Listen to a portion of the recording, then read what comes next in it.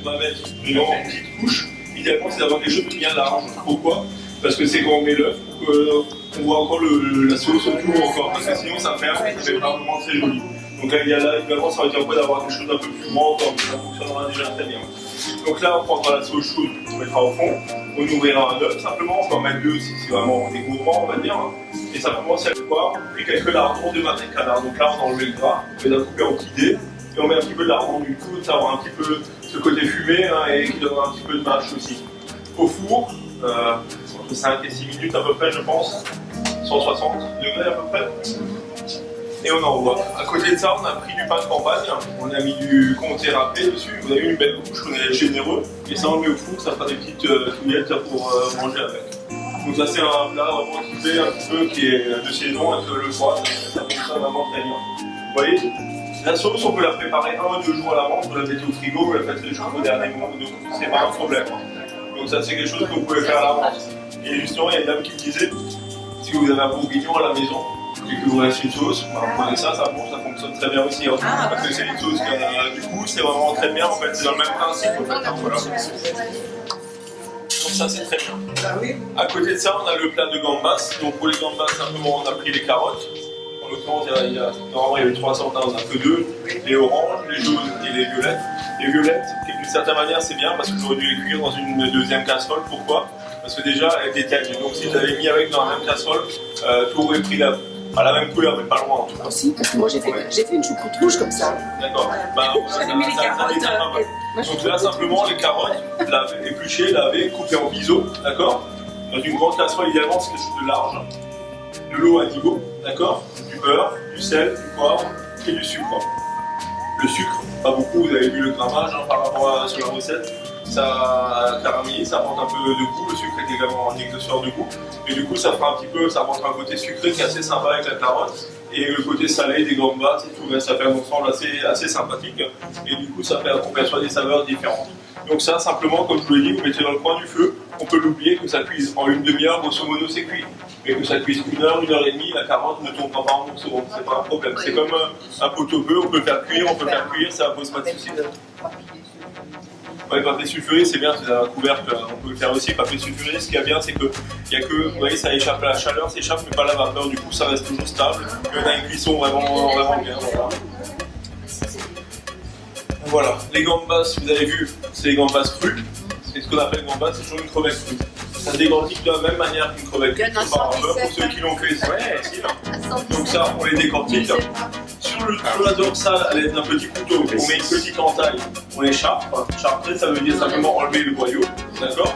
Et on a ce résultat-là. Là, simplement, ce soir, on va pas compliquer la vie, on fait chauffer une poêle, l'huile d'olive, on les fait revenir rapidement. 2-3 minutes, ça suffit largement. Ça sera toujours bien meilleur qu'une crevette cuite que vous faites réchauffer, ça a du croquant, c'est moelleux, c'est bien meilleur. Mais là, c'est la décongélation, vous allez voir, c'est vraiment des choses qu'on a un résultat super. Au dernier moment, je mets un petit peu d'aneth hachée dedans pour donner un peu de couleur, d'accord? Donc on va faire un riz pilaf également. Un riz pilaf, c'est simplement, on l'a déjà fait avec certaines personnes ici, c'est simplement on fait fondre du beurre, on y met nos oignons, d'accord, on les fait suer, on y met le beurre, on le rend translucide. Une fois qu'il est translucide, on met 1 fois et demi le volume de riz en eau. C'est-à-dire là en l'occurrence, on a besoin de 400 ça. C'est différent parce qu'on met petit à petit, on met voilà. Là on met tout le volume en une fois et on fait cuire au four tranquillement pendant une demi-heure à peu près jusqu'à absorption complète du volume. Et après le riz il est cuit. Le risotto on rajoute un fur et à mesure. Ça sera pour l'accompagnement. Et la sauce également n'est pas sur la recette, ça je répète encore une fois. Donc pain blanc sec, important, pas un blanc sucré, hein, parce que sinon on va y avoir des choses un peu bizarres. Autant les carottes sucrées c'est très bon, autant les sauces sucrées j'ai un peu plus de mal avec le poisson. Donc, vin blanc, 1 litre. Donc, prenez simplement le terre d'une casserole, vous mettez à niveau les oignons et les échalotes. Pareil, c'est cuire des échalotes, ça n'a pas d'importance. Et on laisse réduire de moitié jusqu'à un demi-litre à peu près. Une fois que j'ai ça, le volume de vin blanc, je mets 100% crème vin blanc, donc un demi-litre de crème. Et là, maintenant, vous avez vu, je laisse réduire jusqu'à la consistance. Une fois que la consistance que je veux est nappante, je mets sel, poivre, je rectifie l'assaisonnement et je mets les herbes soudainement pour les acteurs. Et là, c'est une sauce qui se marie très bien avec une choucroute de poisson. Voilà. C'est pareil en beurre blanc, tout le monde n'a pas le beurre, tout simplement. C'est un petit peu moins gras et moins fragile. On peut le réchauffer, on peut le travailler, ça ne vire pas.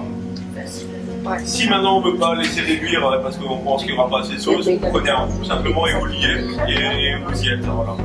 Tout simplement. Tac, tac, tac, j'avais annulé. Donc là, simplement, au milieu, on mettra un peu de riz, d'accord. On mettra de carottes qui aura la couleur, les gambas dessus, la sauce, et puis on aura vraiment un plat assez sympa. Les gambas, c'est très rapide, vous allez voir la cuisson tout à l'heure. Est-ce que par rapport à ça, il y a une question? Ça va? Donc il reste la tartelette. Donc là, par contre, j'ai changé. Les grandes lignes, ils sont les saveurs, ils sont les grandes lignes. Par contre, initialement, je prenais des pommes entières. On prenait la pomme, épluchée, l'idée, d'accord?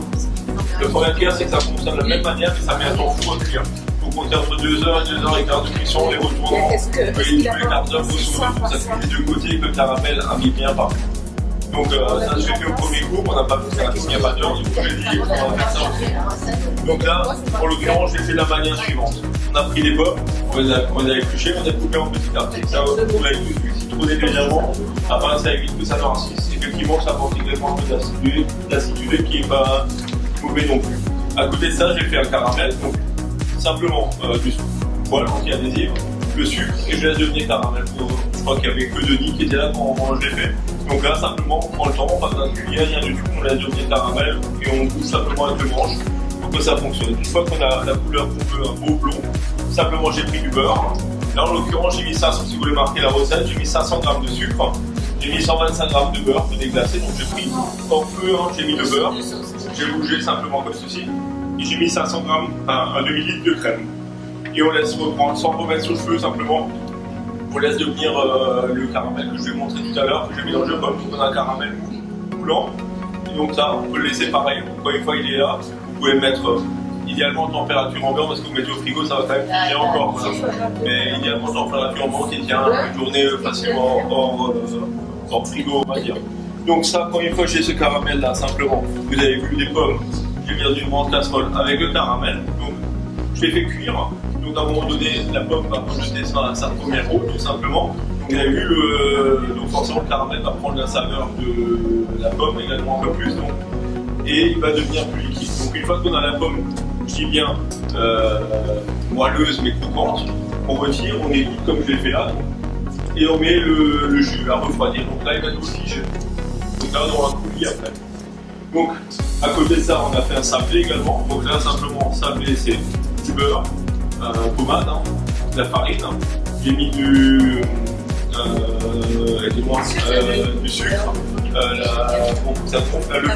levure maquillée, et on mélange ensemble, d'accord, et les jaune d'œufs, on mélange ensemble pour avoir une pâte sablée. Idéalement, ça pareil, ce soir, ça fonctionne très bien, vous verrez, mais la pâte elle est plus friable. Idéalement, c'est de la faire la veille, au lendemain, ou au moins 12 heures de frigo pour que ça prenne bien.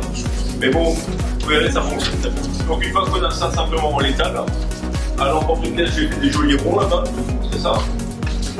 Enfin, j'ai fait. Michel a fait. Voilà. Du coup, il a des belles petites tartelettes, d'accord. Et je laisse reposer ça et je vais cuire ça au dernier moment au four. Du coup, ça va être bien tiède, bien moelleux. C'est pas forcément le digeste, mais c'est très bon. Je vais faire réchauffer également un petit peu les pommes, ce qui est dire. Donc une fois qu'on aura le biscuit simplement sur la tête, on mettra un peu d'eau de pomme, d'accord. Le coulis refroidi dessus.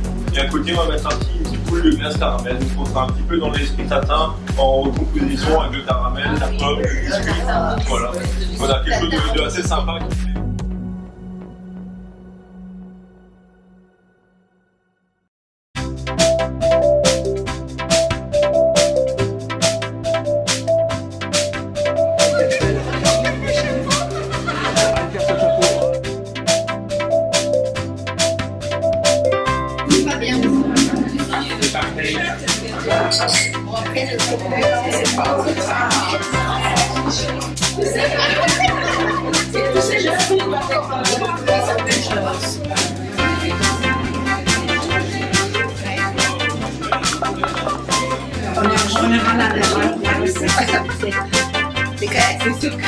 La recette Les filles de l'autre c'est Ah ouais.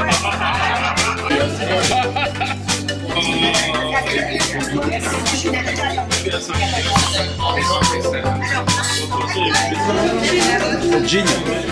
Gin. C'est pas chill, c'est gin.